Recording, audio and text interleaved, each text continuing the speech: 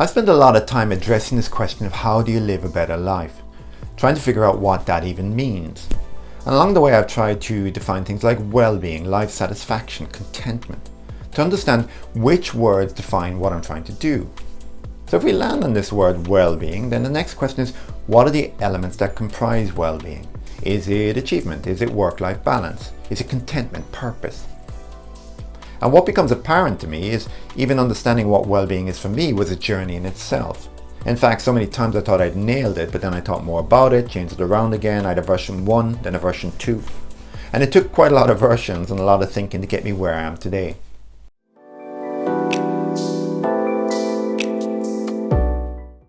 And working with my clients, it's exactly the same. At the beginning, I ask them what well-being is for them, and the answers are usually things like friends, money, exercise.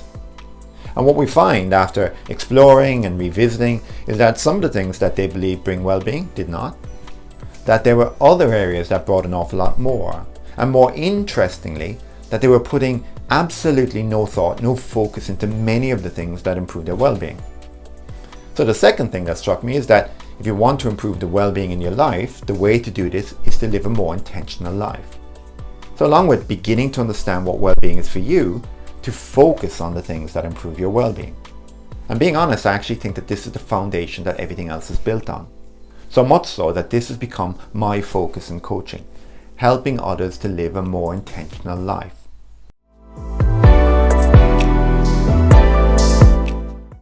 And if you believe that living a more intentional life will lead to improved well-being, then the question is, how do you do it?